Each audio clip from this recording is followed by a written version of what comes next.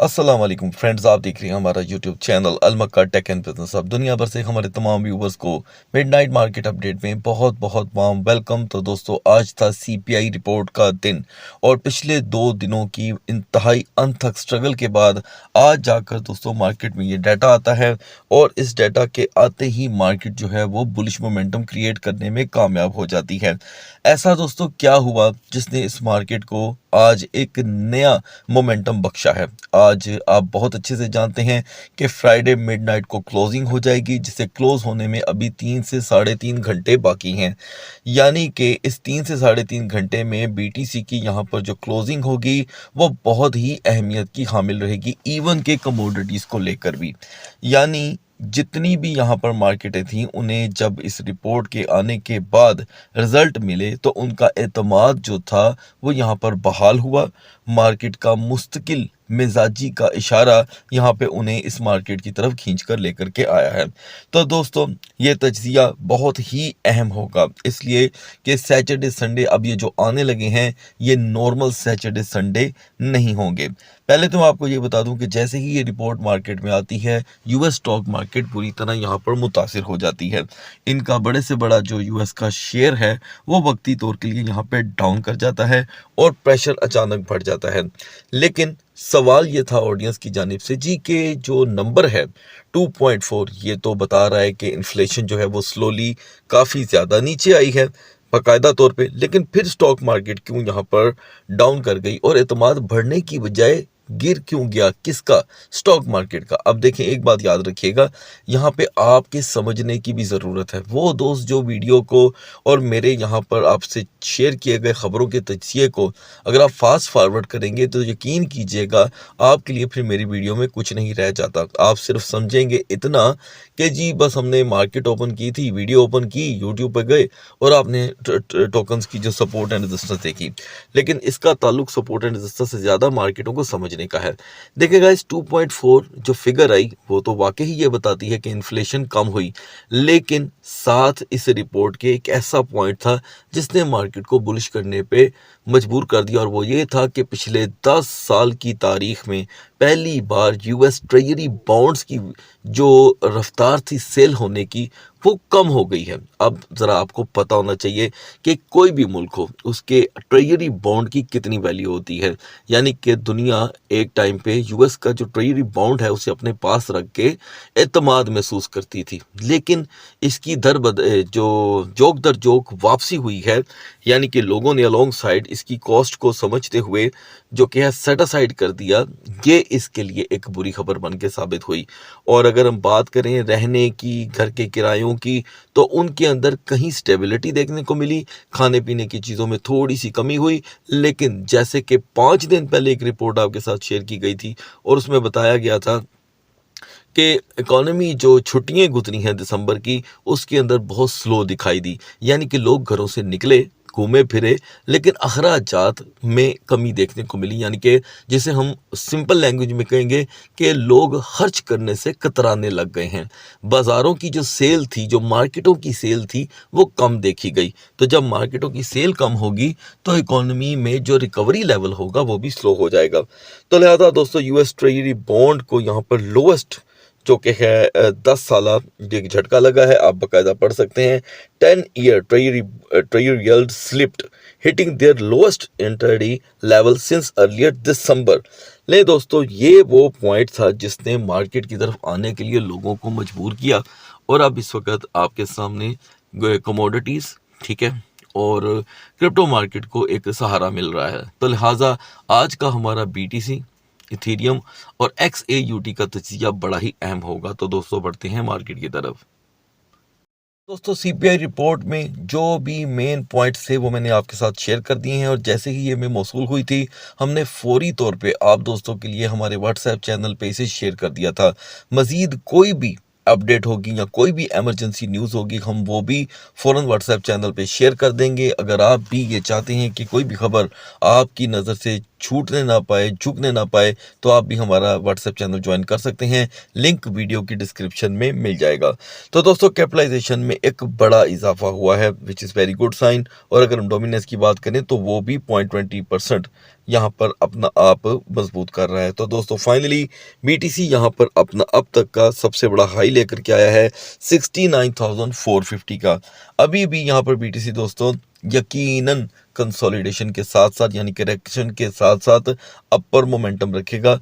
अब करेक्शन किस तरह रहेगी वो भी मैं आपके साथ आगे चल करके शेयर करूंगा। तो दोस्तों BTC और इथेरियम का हमारा जो तजिया होगा वो यहाँ पर सैटरडे और संडे के एतबार से भी बहुत अहम होगा, लिहाजा इसे लास्ट में डिस्कस कर लेंगे। आगाज़ करते हैं XRP से। तो दोस्तों जहां पर मार्केट के फंडामेंटल्स टोकन अपनी पोजीशंस को मुसलसल बेहतर करने की तरफ अब लग गए हैं और एतमाद की बहाली फिलहाल यहां पर देखने को मिल रही है, लेकिन XRP काफ़ी ज़्यादा स्लो है, कदरे स्लो है।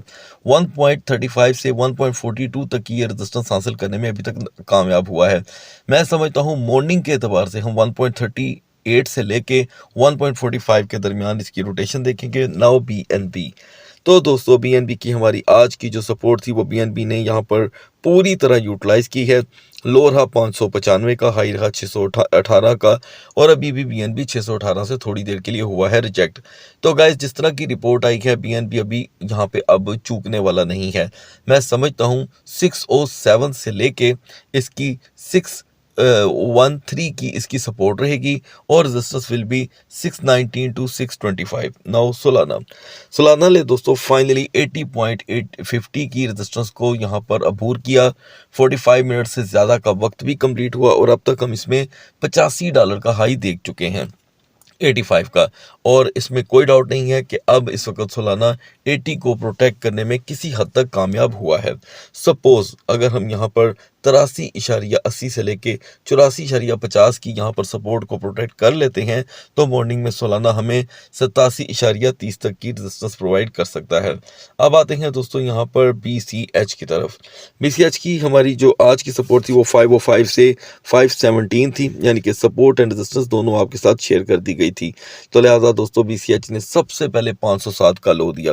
इसका मतलब वो जो हमारी निचली सब स्लॉट थी 505 से 517 की वो यूटिलाइज रही और हाई रहा 552 का।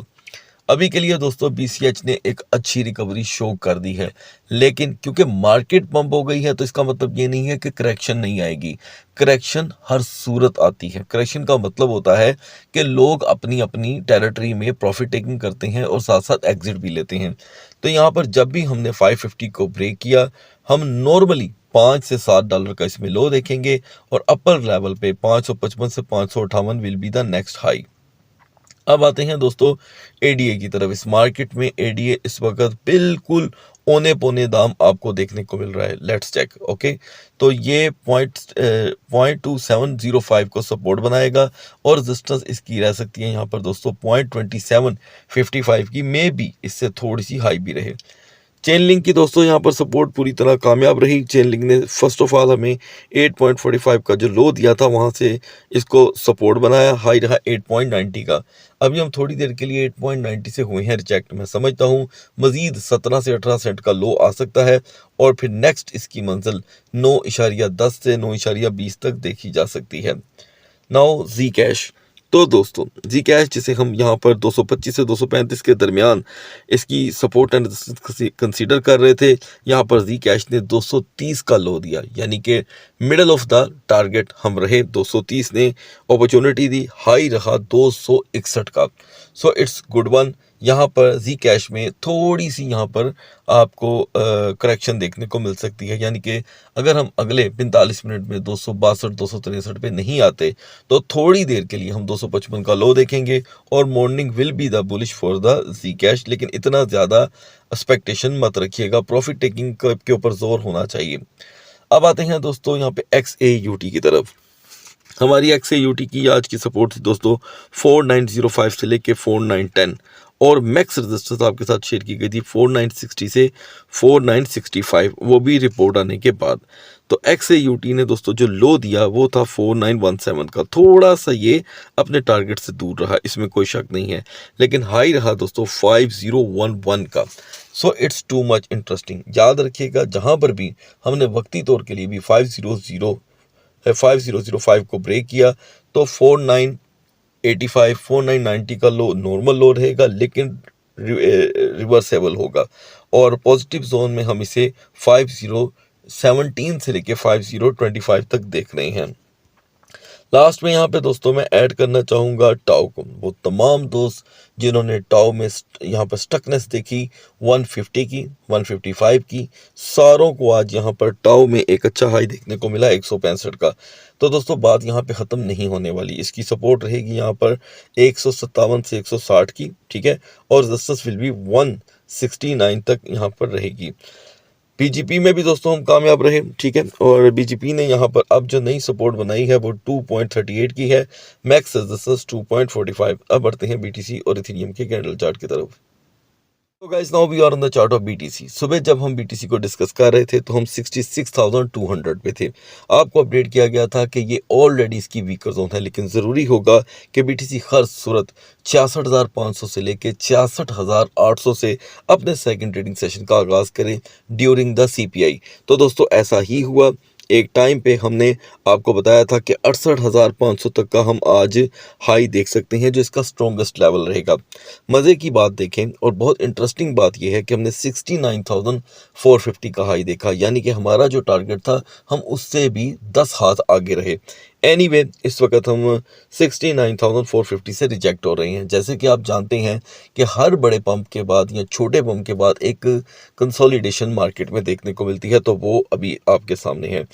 एन मुमकिन है कि 69,000 पे ओवरस्टे हमें थोड़ी देर के लिए 68,200 68,300 तक लेकर के जाए, लेकिन this is the part of market. अभी फ़िलहाल पिछले आप कुल मिलाकर के 10 घंटे से देख सकते हैं कि एक बुलिश मोमेंटम है।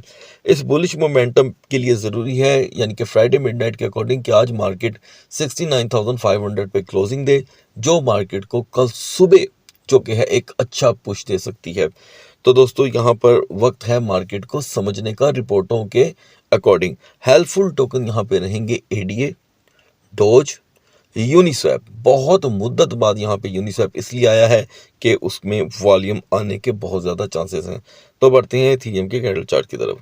सो guys now we are on the chart of Ethereum. Ethereum इस मार्केट में इंतहाई बदहालियों से निकलने के बाद यहाँ पे थोड़ा सा चमकता हुआ दिखाई दे रहा है। तकरीबन 7 घंटे की इसकी भी यहाँ पर बुलिश पोजीशन है।